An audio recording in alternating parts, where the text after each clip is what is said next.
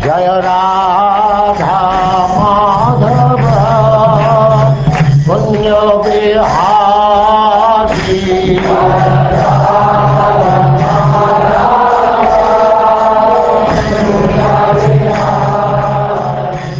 And now chapter 15. The saints Narad and Angira instruct King Chitraketu.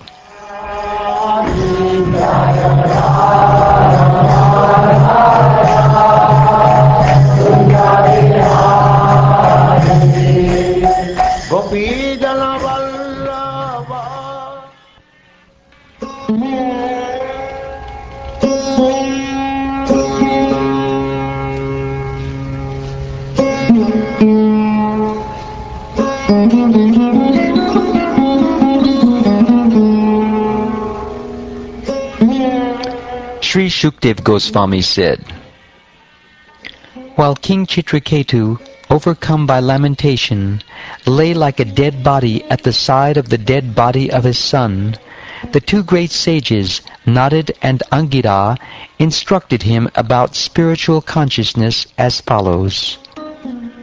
Narad said, O king, what relationship does the dead body for which you lament have with you? And what relationship do you have with him? You may say that you are now related as father and son, but do you think this relationship existed before? Does it truly exist now? Will it continue in the future? O king, as small particles of sand sometimes come together and are sometimes separated due to the force of the waves, the living entities who have accepted material bodies sometimes come together and are sometimes separated by the force of time. When seeds are sown in the ground, they sometimes grow into plants and sometimes do not. Sometimes the ground is not fertile, and the sowing of seeds is unproductive. Similarly, sometimes a prospective father, being impelled by the potency of the Supreme Lord, can beget a child, but sometimes conception does not take place. Therefore, one should not lament over the artificial relationship of parenthood, which is ultimately controlled by the Supreme Lord. O king, both you and us, your advisors, wives, and ministers, as well as everything moving and not moving throughout the entire cosmos at this time, are in a temporary situation. Before our birth, this situation did not exist, and after our death, it will exist no longer. Therefore, our situation now is temporary, although it is not false. The Supreme Personality of Godhead, the Master and Proprietor of everything, is certainly not interested in the temporary cosmic manifestation.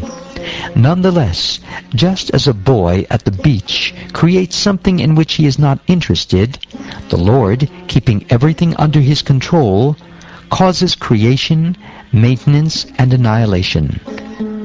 He creates by engaging a father to beget a son. He maintains by engaging a government or king to see to the public's welfare. And he annihilates through agents for killing, such as snakes. The agents for creation, maintenance, and annihilation have no independent potency, but because of the spell of the illusory energy, one thinks himself the creator, maintainer, and annihilator. As from one seed another seed is generated, O king, so from one body, the body of the father, through another body, the body of the mother, a third body is generated, the body of a son. As the elements of the material body are eternal, the living entity who appears through these material elements is also eternal. Divisions of generalization and specification, such as nationality and individuality, are the imaginations of persons who are not advanced in knowledge.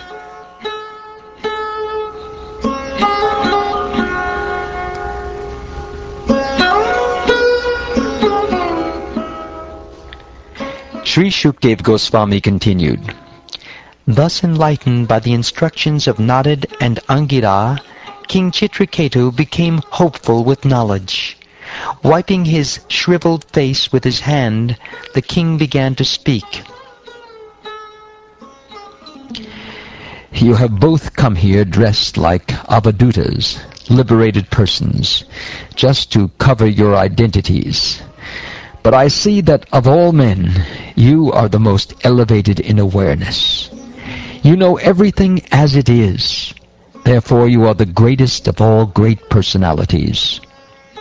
Brahmins who are exalted to the position of Vaishnavas, the most dear servants of Krishna, sometimes dress like madmen, just to benefit materialists like us, who are always attached to sense gratification, and just to dissipate our ignorance.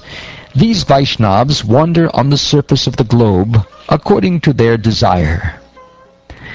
O great souls, I have heard that among the great and perfect persons wandering the surface of the earth to instruct knowledge to people covered by ignorance are Sanat Kumara, Narad, Ribu, Angira, Devala, Asita, Apantaratama, or Vyasdev, Markandeya, Gotama, Vasishta, Bhagavan Parashurama, Kapila, Shukdev, Durvasa, Yagnavalkya, Chatukarna, and Aruni. Others are Romasha, Chavan, Dattatreya, Asuri, Patanjali, the great sage Domya, who is like the head of the Vedas, the sage Panchashika, Hiranyanaba, Kaushalya, Shrutadev, and Ritadvaj. You must certainly be among them. Because you are great personalities, you can give me real knowledge. I am as foolish as a village animal, like a pig or a dog, because I am merged in the darkness of ignorance. Therefore, please ignite the torch of knowledge to save me. Angira said, My dear king, when you desired to have a son, I approached you. Indeed, I am the same Angira Rishi who gave you this son. As for this Rishi, he is the great sage Narad, the direct son of Lord Brahma. My dear king, you are an advanced devotee of the Supreme Personality of Godhead. To be absorbed in lamentation for the loss of something material is unsuitable for a person like you.